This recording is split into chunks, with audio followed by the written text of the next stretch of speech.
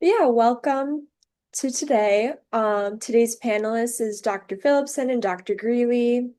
And then we also have Dr. Sarah Abdulaziz from UChicago and Dr. Elizabeth Estrada from Children's National Hospital presenting. So welcome. An important disclaimer, just remember no PHI can be discussed since we record and post these sessions. Yeah, Dr. Abdulaziz, whenever you're ready, you can go ahead and let me know when you want me to change the slides.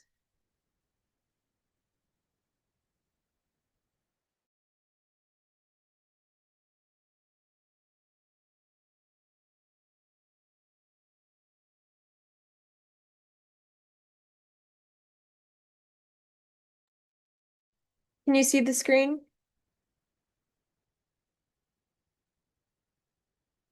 Yes, it looks good. Okay. Oh, I think she's saying she can't hear. Oh, well, that happens sometimes. So let's see. So Sarah, you can't hear us, or we can't hear you. I think both. Bummer. Sorry, my microphone wasn't connected, and I Oh, now also we can didn't hear have. you. I'm so sorry. It's okay. It's always good to be sure everything is plugged in. Yes, yes, yes. I'm sorry. I We logged in learned that we early, learned so that from the NASA people. They say that's important. uh, I would think so. How's everybody doing? Good to see you. Good to see you. Looks like I'm going first, actually. This looks like my patient. Let me see. You got it. Okay. Yes, yeah, sorry. I'd said that, but I don't know if you heard me, but go ahead whenever you're ready. Okay, sorry. I was like I couldn't hear you. Wasn't connected, but now I'm on. So today I have the pleasure of presenting this patient. She's 39 years old. She came to see me. She was already diagnosed with diabetes, managed by her primary care. She was diagnosed 3 years prior, and she recalls always being in the overweight range, and she also recalls being diagnosed with prediabetes for several years before officially reaching the cutoff of 6.5% at the age of 36. No diabetic ketoacidosis at diagnosis, and her symptoms were, mostly headache and nausea, so not necessarily related to elevated glucose levels like polyuria or polydipsia. When I saw her 3 years later, the question came to my mind after I spoke more about her history, which I'll dive into the next slides, is what type of diabetes she has. So I actually checked her C-peptide, and on that sample, it was a 2.16 with a concomitant glucose level of 124. I checked her antibodies, and those were negative. And I know, she's above the cutoff of 35, but I generally thought that her diabetes presentation was atypical. So I think you can go to the next slide. Yes. She's currently on tirzepatide, 5 milligrams weekly, and it is mostly to achieve her weight management goals. She has been, very well controlled on semaglutide, and that being said, very well controlled. She's always been under 7%, even at the time of diagnosis. So she has ranged between 6.5% and 6.7 or 6.8%. Her A1C has never been more than that.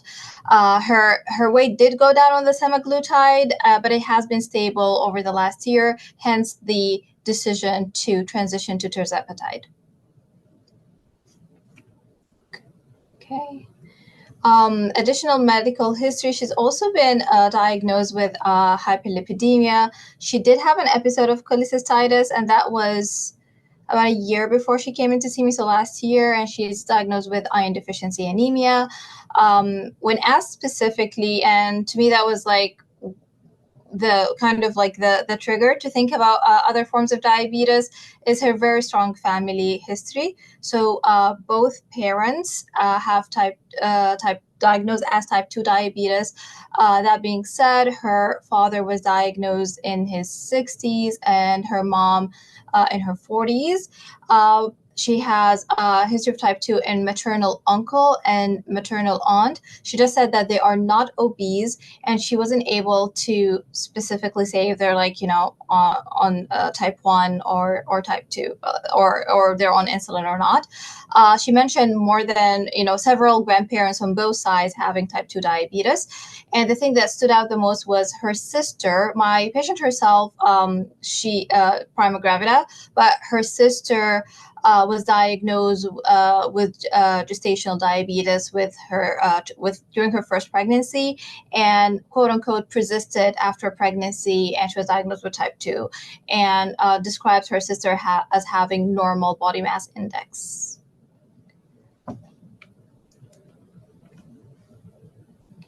And so then we sent the MODI panel, especially after having the antibody status be negative, and thankfully it was covered and came back as positive or with a likely pathogenic mutation at the GCK level. So I guess the microphone is yours, Dr. P, if you have any comments.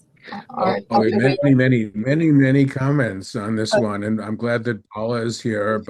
But it looks like the question, of course, is like what.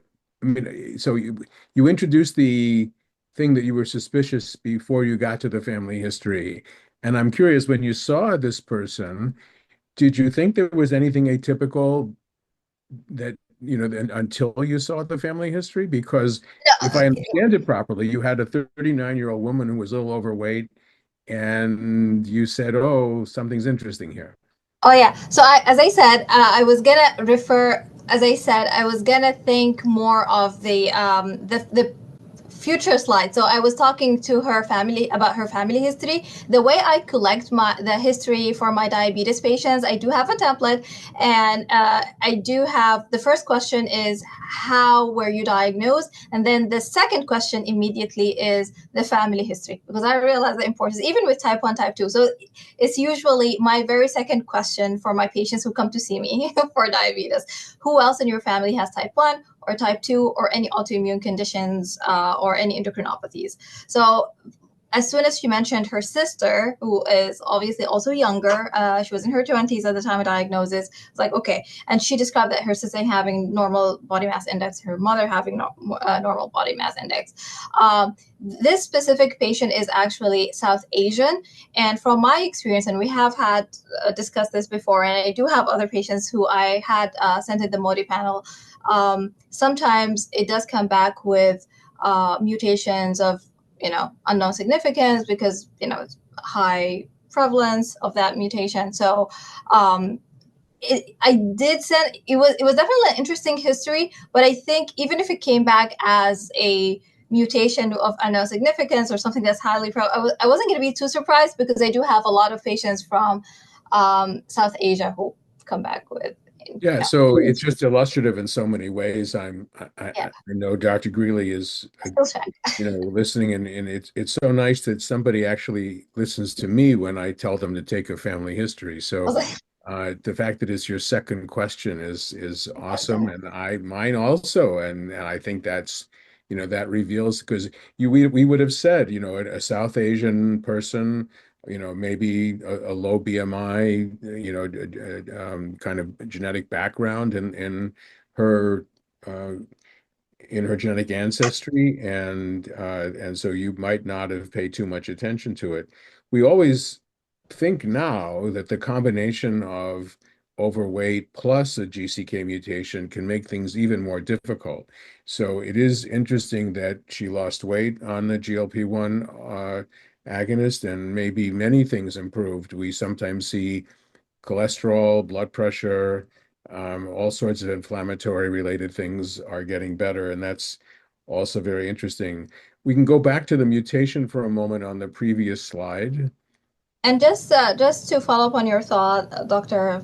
So her weight definitely went down, but her A1C went from perhaps like a 6.8 to a 6.5. That didn't change much. that And was we just wouldn't kind expect it to really yeah. at all, but it is interesting that you know, it certainly shouldn't normalize if this is true. Now, this variant is a stop codon, and we have Bala here who has been doing the curation, and so this gly with a frame shift and a stop, it really should be dominant and pathogenic. Why is it likely pathogenic, Bala, and not actually pathogenic? Yeah, Lou, so far this is a novel variant and nowhere it is reported. So based on the ACMG criteria, this variant is reported in a no MADI, only one allele right now. So PM2 supporting and TVS1. So both together, it's likely pathogenic right now. So there is a many more. We have a many family members get affected here, but so Right. no one is tested it, right? So if we get all those information, collective information, definitely this is a pathogenic variant. So we can call this the Abdelaziz mutation, and it's never been seen before. Yes. And so it's really important, if possible, if there are folks who live in this country and maybe in other places we can get the data. But I think, clearly what Bala is saying with the only reason it's not pathogenic is this is an N of one. And so if we can get the sister and of the two parents, I think mom is more likely, and then one of mom's parents also is more likely.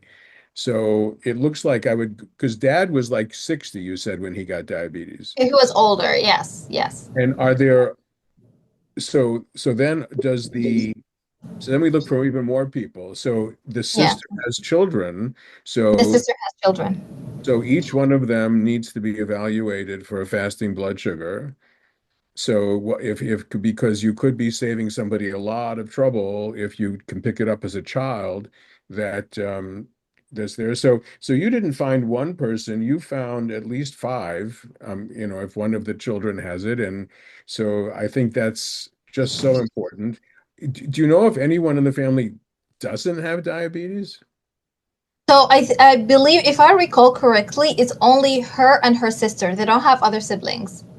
Oh, There's it's only two two out of of them. two, right? Yes. Well, Hi, I think this is it's Tony. yeah. Can you guys hear me? Yes.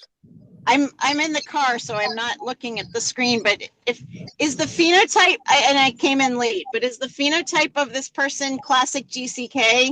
Well, Like, not is it? exactly. So I would say because she was slightly older when she came to medical attention. Now, it doesn't mean she didn't have elevated blood sugars earlier, but But still, does she have the glucose and the A1C that's in the range that we consider PP4? Because if oh, she does, then that would be another criterion, and then that would bump it up to pathogenic. oh yes, so I think so. So A1C is 6.5 to 6.9, and her blood sugars are slightly elevated on no medicine, and even with weight loss, it stayed the same. So I think she does make it that way. But given all the other family members, I think it would be very cool to try to get a few more people tested for lots of reasons. I think it Yeah, for changes both the them whole and strategy. and then it would increase the confidence. Yeah. Right. And then And also, on the yeah. if we go to ahead to the next slide, just we could spend a couple more minutes doing these other questions. So, I think we know very well from our other GCK and from lots of different people that gradually over time the A1C increases. I mean, we do see that with age, just like everybody else, even people who don't have diabetes. So I might expect that. But the question is when to treat. Now, it's possible with her dad having maybe later onset type 2 diabetes and some degree of obesity for this genetic background, it's possible this is an overlap situation. And we've really discussed that more and more, that yes, she has GCK, but she also has a type 2 risk and an obesity risk. And so that may change the game in terms of whether she needs other treatment. I mean, you already gave her a weight loss drug, which is, I think, exactly right. And we would have to see then what happens down the road. But it's also pertinent for the sister and other people in the family that we're seeing more and more papers that you can have type 2 diabetes and the GCK mutation, which I think we would have said was shocking a few years ago, but now it's accepted that those things can overlap. So I think that's very important for question one, and to think about, maybe this is a special situation where a GCK person does need additional treatment, or, if the semaglutide is not enough. Now, the pregnancy thing, so that's, a discussion we've also been having. Did you say that your patient has children, or she was never pregnant? She was never pregnant. Okay. And no current plans. Do we know about the sister, the birth weight of the child or the children from the sister? Or maybe you haven't gotten there yet. I can get that information for you. Because So her it is, sister yeah. and nephews and nieces, they live in the UK. But, I can definitely get that Well, we do information. know some people in the UK who know a thing or two about glucokinase, so Yeah. it's possible we could send them over that way. But just to say that we're thinking about this very hard, we are. I mean, for the people listening, I mean, we're talking now with some folks about how to do uh, prenatal testing when mom has GCK in particular, because of the difficulties in predicting fetal size otherwise, and the need for serial ultrasounds. And I think the most important thing is when mom has it and the baby doesn't, the baby can be large or the other way. So knowing the size of the babies in the sister could be revealing as to who might need testing more urgently. If the baby was small, that suggests they have GCK also. So I think this is a really hot area as far as genetic testing, and having this as a way to do that. So the groups in the UK is charging a lot of money, it turns out, for doing that, and not only GCK, but I think, Siri, you had the results with the KCNJ11 case too, right? Yeah, we did have one of those, and I think hopefully as we go forward in the future, it'll become more technically feasible to do specific variant testing, theoretically for any gene and any variant, but we're not quite there yet. I did just want to emphasize, I think, three quick things that are already kind of brought up, but the cool things I thought about this case, and I was kind of glad that you had presented without mentioning the ancestry, because I was exactly wondering, were they South Asian, but the point being that even if is some evidence that makes us think monogenic is less likely, it's really important to think, have you reached a threshold where there's at least some possibility, more than your kind of standard type 2-ish patient, that it's still worth it to do genetic testing, which people like our very own Rochelle Naylor have done the cost effectiveness analysis that basically is what that says is, if you have some evidence that it's a possibility, that it generally is cost effective to do it. Now, of course, that doesn't make it easy to get the approvals and everything, which is a really annoying part in the US, but I'm really glad that you did take that effort to do it, because as Lou mentioned, now you can help the whole family, and not just the family, but it helps anyone else who does testing and finds this variant. Now we'll know better about its pathogenicity. That was the second point. The third point is that this case, up until you found the variant, could have been a good case for radiant. And so if they had tested negative, we probably don't have time to get into radiant and everything for this call, but just to everyone out there to be aware that we have another study, Radiant, which is rare and atypical diabetes network, which is anyone who kind of looks like type 2 but doesn't quite fit and is atypical in the ways that Dr. Abdulaziz mentioned. They would be good candidates for Radiant. Yeah. One of the things we're writing up right now, Siri, we're just having a discussion, is this, as you know, you're involved, is the people in Radiant who come in who need genetic testing, who are directed by the adjudication committee. It's possible that this person would have fallen in between, because we have a whole thing, the overweight people of South Asian background, we are not finding things as much as we should. Here you did. Um, so any chance you did a Modi risk score based on the Exeter thing? That's a I no, I didn't actually. I did not do that. So, I've been doing. I should do better with using the risk score. well, only Uh, because I'm wondering if it's going to be low here. So yeah.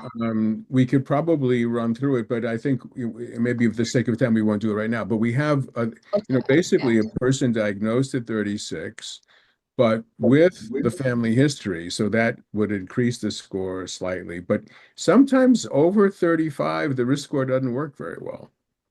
And so I'm wondering that, here is an example where the risk score would have told you the wrong thing.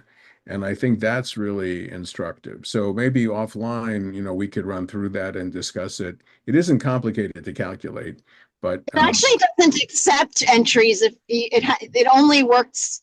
It only allows you to use it if the person was diagnosed 35 or earlier. there you If it go. can't That's what be, I didn't want to say that exactly, but yeah. but that's because I never use it. So I just go by my own feeling at this point. But I think that in Radiant, for example, the study that Siri mentioned, we use that all the time. And so here we would have said we can't. Or someone would have said, well, what would have happened if we wrote down 35?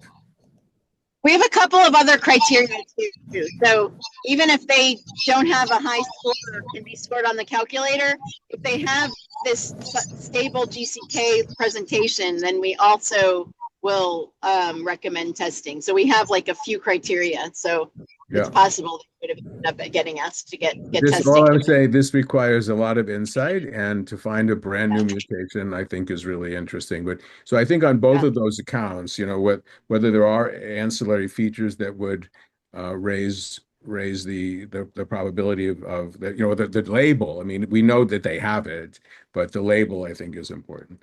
I So think that's I the main just point. What else? she was diagnosed at 36, but based on her history, she said, I've always had, as far as she remembers, she's always had pre-diabetes. So just for while we're on the call, I just filled out the calculator really quickly, and instead of 36, which you're absolutely right, it wouldn't let me do 36. So then I changed it to 35 just to see what kind of percentage I'll get, and it was 15.1%. It says like 1 in 6.6 chance. Which is still low. And we, at that point, we might have enrolled them in Radiant with that low probability. So I was discussing this morning with Miriam Udler and Jose Flora. We were sending around emails about this work that, we don't, there are several kinds of GCK mutations that get by. We were talking about one of the HNF1 alphas not too long ago that also is one of the particularly late onset diabetes variant. So I think it's terrific. I think it's important that we can do this. It shows the importance of making a diagnosis. And as I say, you've not only helped one person, but the entire family and advanced science at the same time. And that is an important part of the GCK piece, is that for everyone to remember that they can for many years be in that pre-diabetes range. In fact, we often make the suggestion that GCK Modi isn't really diabetes. It's like a genetic hyperglycemia. And that's essentially what this lady had for her whole life, up until her A1C finally reached, the relatively arbitrary threshold of 6.5%.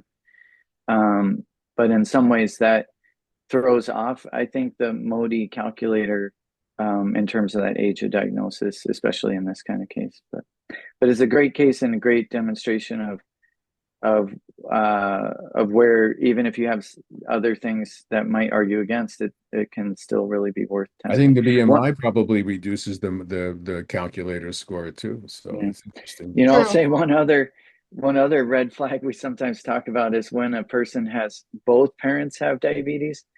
We'll often say, well, that actually makes it kind of less likely in a way that they end up having a monogenic form where we expect that autosomal dominant kind of inheritance. But again, it all depends on all the different details, and it's often still worth doing it. So I'm really glad you found this family. That's great. It's so great. Thank you so much. You've had great success in doing this, and we appreciate your presenting this really interesting case. I keep So, looking, Dr. P. I'm I still know, looking for I more know you people. will. Amazing. All right, so the next case, I think, is Dr. Estrada. Do we hear? Hi, thank you so much for listening to me today. So I have this boy that I'm following. If you can move the slide, please. He is currently 15 and he was diagnosed with diabetes. He came with the diagnosis of diabetes when he was 13. I just met him recently.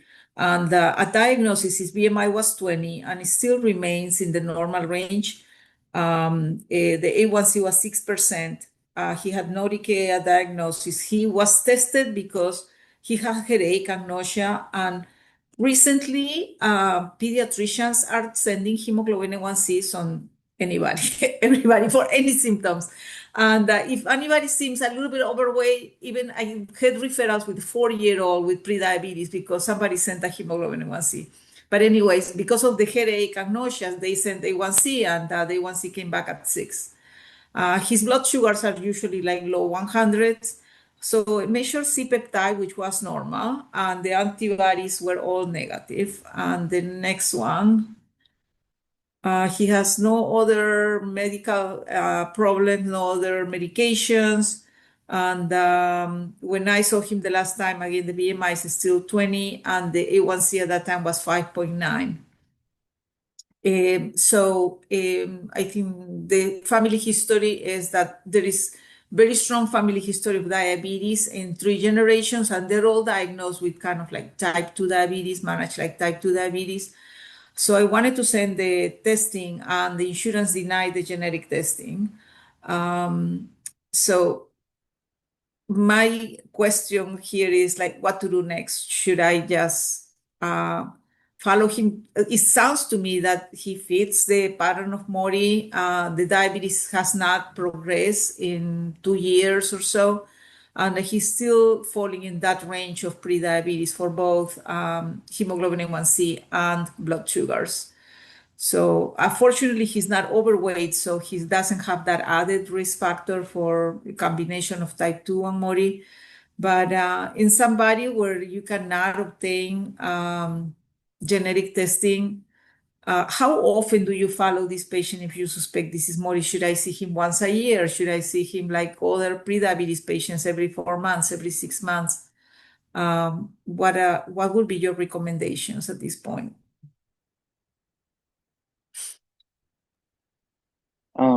Lou, should I maybe make a few comments? First, I wonder if this patient is actually meeting the criteria for diabetes yet, given that their A1C isn't, it sounds like it wasn't over 6.5. You mentioned fasting blood sugars in the low 100s, which is abnormal, but not necessarily at the threshold for diabetes diagnosis. Have they had random numbers in the 200s or anything like that? No. I think that right now he remains in the pre-diabetes range. He has never had an A1C that was higher than that or any blood sugars that were in the diabetes range.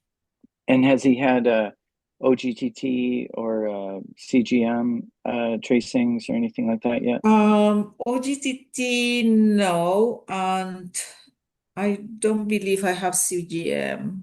I don't Right. think And I'm not is... necessarily saying you have to, but those are some tools you can consider if you want to look at the pattern of hyperglycemia. And in this case, based on what you've said already, I think the first case was a hint as to what this case could have, since you mentioned the fasting numbers in the low 100s. That would be very consistent with the GCK mutation, where there's that very persistent mild hyperglycemia in the fasting state. And then later after eating, they can sometimes go over 200, but usually very briefly, and come back down to that resting state a little above 100. So you can, because it's difficult to get people in for OGTTs and all that, sometimes it's easier to do a CGM, but you can get the same kind of data looking at it. And if they do seem to have that kind of pattern, it makes it more compelling to think about testing to get that GCK diagnosis. In which case, the other evidence that might help you to be more suspicious or not is to get more information on the family history. So you mentioned the 3 generations, which is very compelling, but it becomes even more compelling if you find out that the mom was like asymptomatic and diagnosed during pregnancy, and her A1C has never been above, 6.6 or 6.7 or whatever, et cetera, for each person in the family history. And that's where Lou harps on the family history for a good reason, which is you can really get a real wealth of information that can help you to become like even more suspicious for the possible monogenic cause. Or sometimes by doing that family history, it'll make you less suspicious because they really sound more like type 2 or whatnot. But I would say that the fact that this kiddo, and by the way, for his age, he's 15, I think a BMI of 20 or 21 is still not even in the overweight category, right? No, he is like 60th percentile. Yeah. Right. So, it's normal. So the fact that that's nowhere near overweight, obesity range, you're exactly right, that we're not really thinking as much about that risk of type 2 diabetes. I have occasionally seen patients like this who have this prediabetes and we're not quite sure, and they have a family history that sounds a lot like type 2, but even then the kid is, even if they're not obese, they're often more overweight, and maybe they have a not so great diet, and then once they work on the diet and exercise, I'll see them back and the A1C goes down dramatically. That would argue against GCK, because although we have some evidence that diet can affect the numbers a little bit in GCK, you wouldn't expect it to go from like 6% to like 5.3%, for example. But I have seen that in some other cases. So in this case, if you've made some dietary recommendations and whatnot, but the A1C is remaining the same, and you find out from the family history that they have a suggestive phenotype with GCK, I think your options include maybe appealing to the insurance, first of all, to say, like, for this reason, we think it's very, very likely to be GCK. Another option is, I don't know. Yeah, I did a peer review and everything, and still it was denied. It's Are you not about to covered say under the plan. maybe the parent should be diagnosed? Yeah, because if you get that family history, there might be a real compelling reason for the parent or another family member to be diagnosed. And it's possible if one of the other family members has better insurance too, or has a better financial capability, then you may be able to kind of get the diagnosis more indirectly that way. So our clinic is very fortunate because Siri and I sit together in the same room sometimes. So we have a joint pediatric and adult clinic. So if in a situation like this, it's possible one of the parent is my patient and the child is Siri's patient. So then we say, gee, maybe we should talk to each other. And you may not have that luxury. So do you know, you've met the parents? I've met the mother, yeah.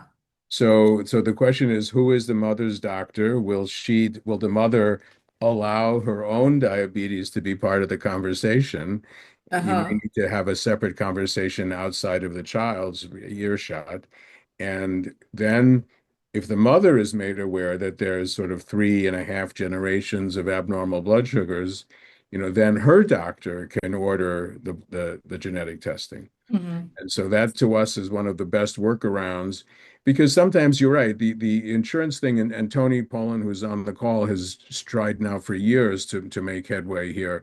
Sometimes it's a what they call a plan exclusion. They just do not do genetic testing, and Yeah. there's no appeal possible, which I think is absolutely criminal and short-sighted, and it's costing them money because people are going on insulin and other things who don't need it, and they don't seem to understand that this is not to their benefit, let alone to the patient's benefit.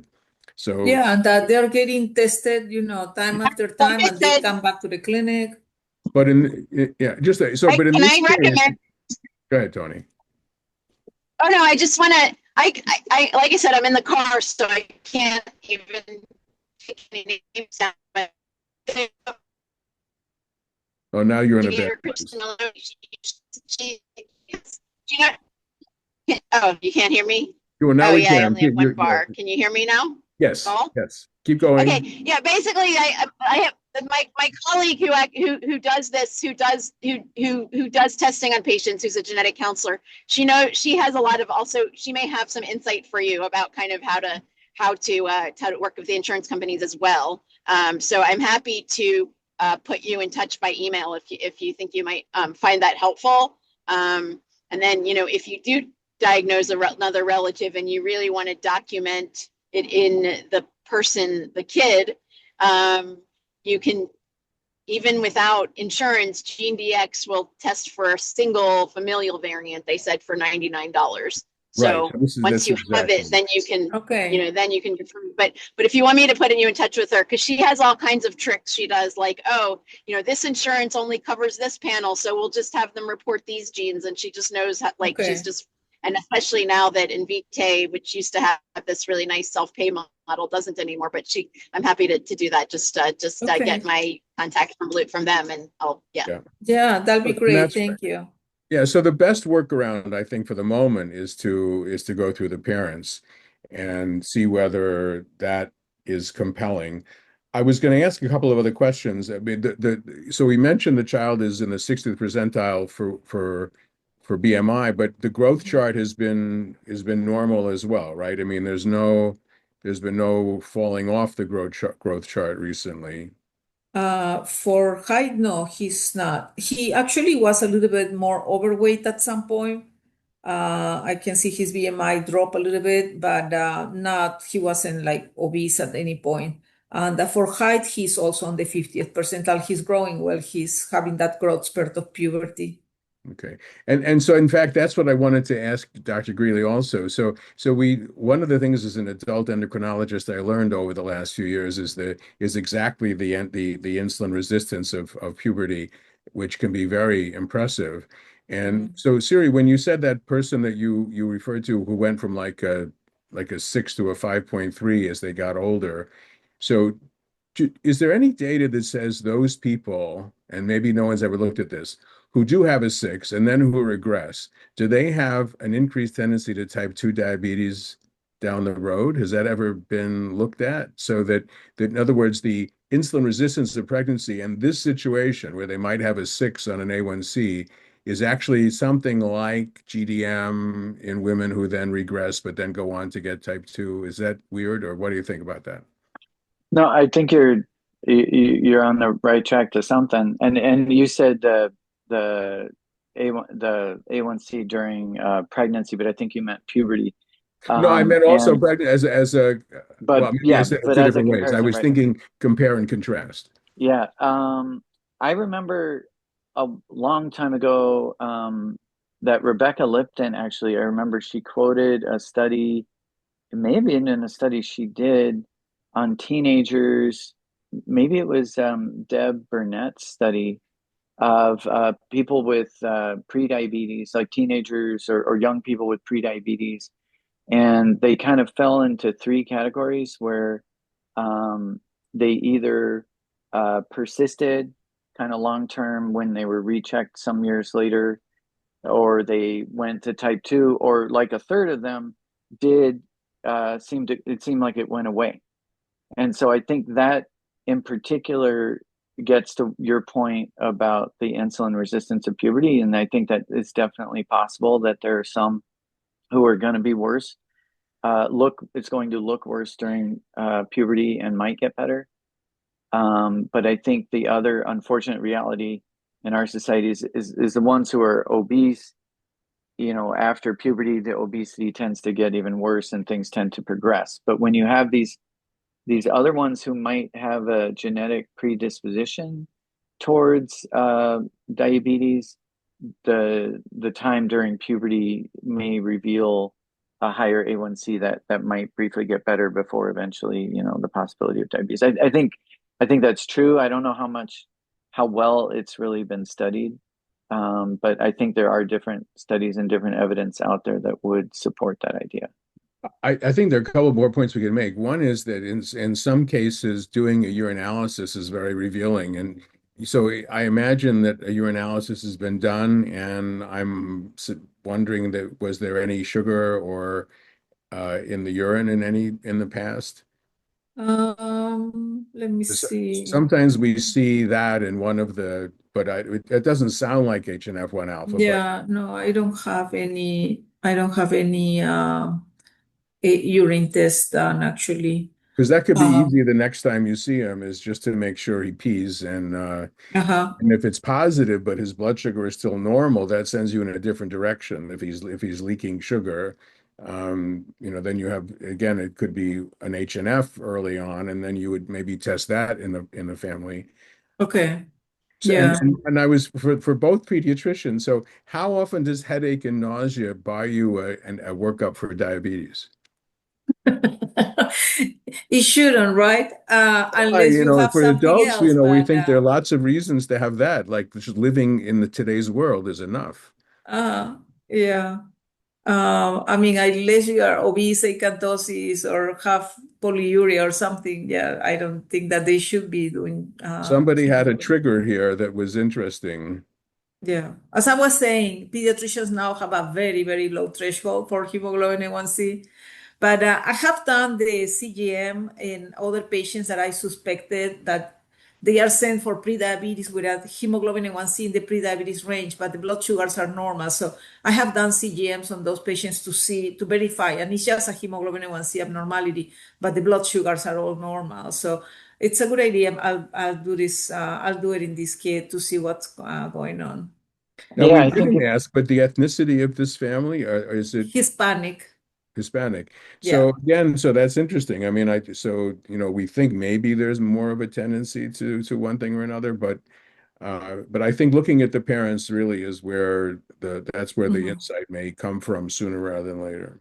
Okay. yeah, I I'll think do if you that. get that CGM data and you get that more the family history and it does really fit with the GCK, then I really like Tony's idea of going back to the insurance company and arguing more with them. It's possible, because they just, it's all like a protocol for them. It's possible that their protocol may say they need a diabetes diagnosis that might be part of what you're facing there. Whereas they should be, if they have that, they should be taught that GCK may not have a diabetes diagnosis, but if you have all that clear, compelling data for GCK specifically, hopefully you would be able to convince them. Okay. And by the way, you had asked the question like, how often should you see these patients? And I don't think there's a great answer for that. But I think it's a little bit similar even to like the stage 2 type 1 diabetes and other situations where you're kind of following to see what happens. But what I think what I tend to do is you first see them, you might see them 3 months later to see how stable that A1C is. If it continues to be very stable, it's like an every 6 month kind of thing. But after some number of times doing that and it really is stable, you might even be able to do once a year. Mhm. But what's interesting about getting the actual diagnosis, if it is GCK, is you can potentially make the recommendation that they don't actually need to see you anymore, at least not for the time being until later when, if they become obese or some other situation arises where they might need to see you, but they could Uh-huh. have their A1C checked every few years, honestly, by their PCP, and they don't. And as Yeah. long as their PCP knows that the A1C is going to be a little elevated and they don't need treatment. And the reason you can more strongly make that recommendation about not needing treatment is if you have that diagnosis of GCK. Right, right.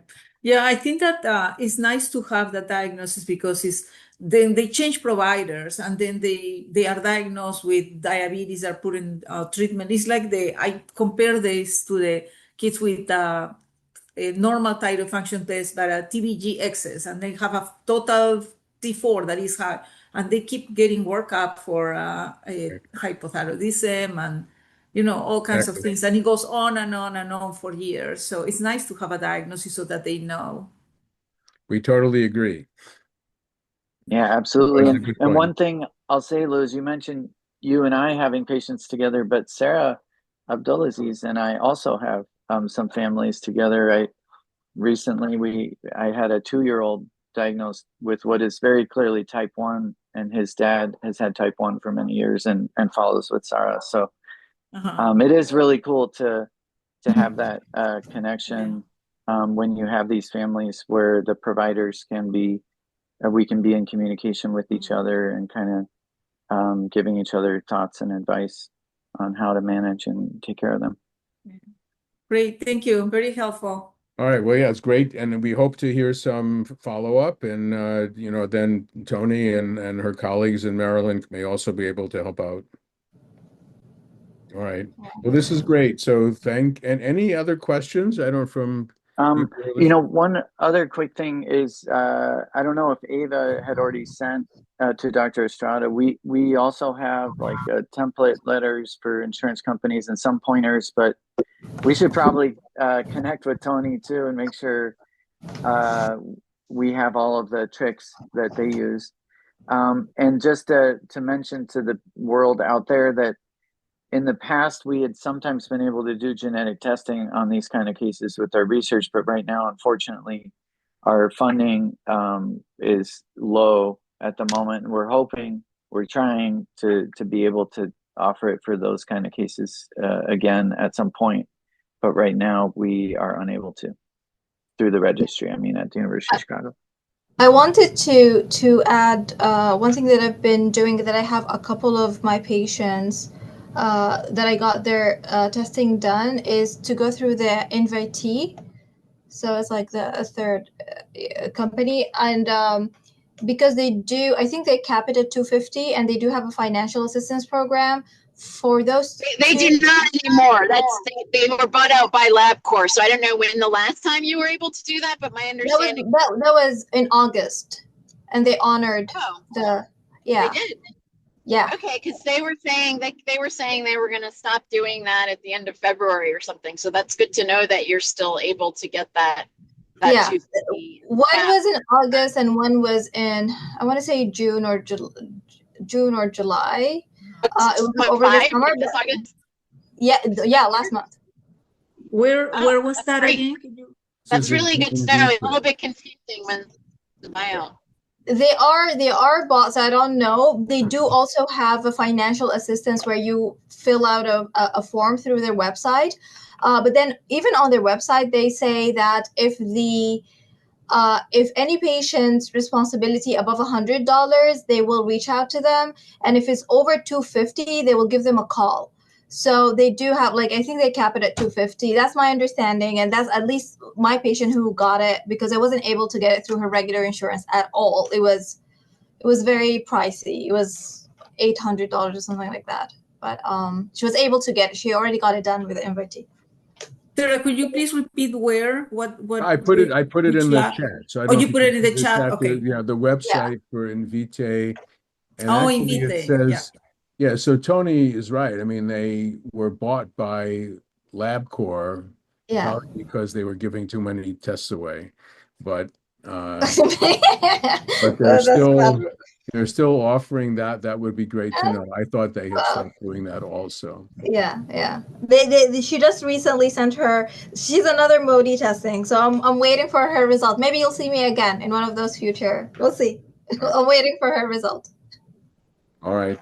Well, thank you, Tony, everyone. I put in the chat. It looks like Invitae has an updated policy for 2025 that might be a little bit different, but there's maybe still some possibility. And Lou, with GoPath, is there not some other capped thing I or thought they something like were. that? I mean, I'm not exactly sure of their policy. I think once you can make let's say this is, oh, that's, I see. Or Once you can make a diagnosis in a relative, this is what Sarah was saying. I mean, what we've said before, then the other relatives are much less expensive, so Okay. that is possible. Yeah, thank you for sharing, Dr. Greeley. $2.99. So it's So for people who had, even when I checked with their estimate at U Chicago, if it's higher than that, I sometimes offer them to get it done through Avicii. So help saves a little bit.